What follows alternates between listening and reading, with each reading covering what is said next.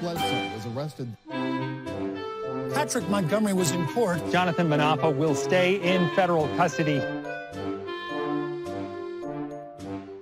No, I don't take responsibility at all.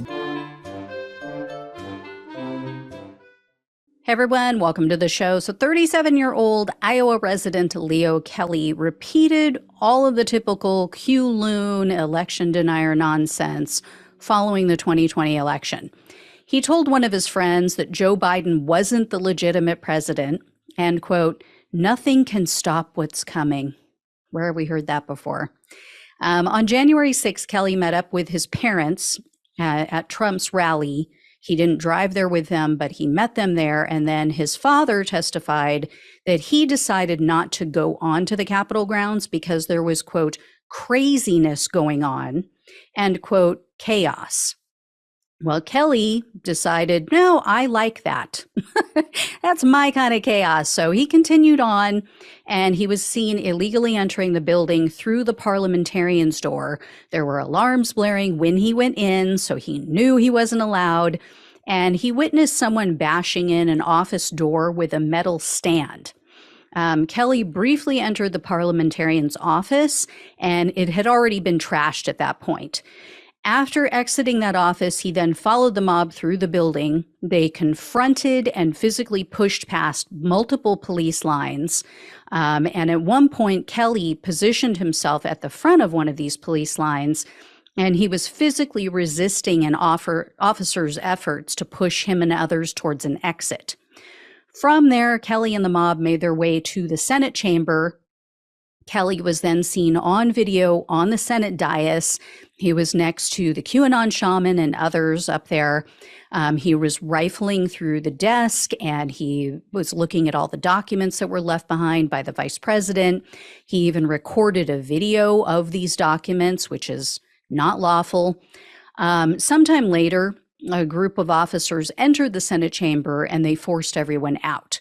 So at that point, Kelly exited the building and he was seen pumping his fist in the air. He was celebrating this big win. And he remained on the Capitol grounds for a while. He was walking around to various areas. He was recording the chaos. So Kelly later texted his mother and he said, quote, I am not dead and not in jail, and I'm safe. Only a little tear gas, he said, in the back of his throat. So he sent photos and videos that he took inside the Senate chamber to friends. He also sent them to a reporter.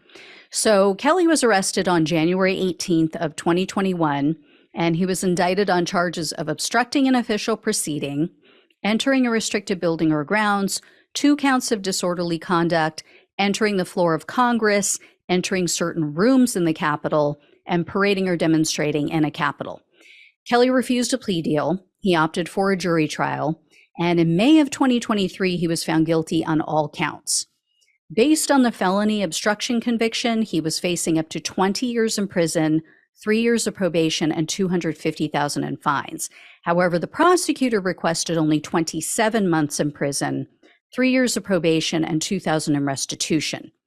Kelly's attorney, on the other hand, he asked for only probation, but the government said that Kelly hasn't shown any remorse for his actions. He hasn't acknowledged the seriousness of what he did or what he took part in on January 6th. As for his criminal history, though, Kelly has only one prior conviction, and that was for driving under the influence. It was all the way back in 2010. So U.S. District Judge Royce Lamberth presided over Kelly's case. And as I mentioned before, Judge Lamberth, he's been burned. He was burned early on by another January 6th defendant. He sentenced a woman to probation only. And this was because she claimed that she was so remorseful. She was so sorry for her actions. And then the very next night, she went on Fear News Channel and she was downplaying everything that took place at the Capitol. So he's become much tougher in his sentencing decisions since then.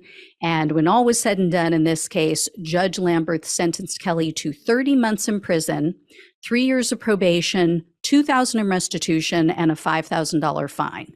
So over and above what the prosecutor requested. I was not expecting this at all.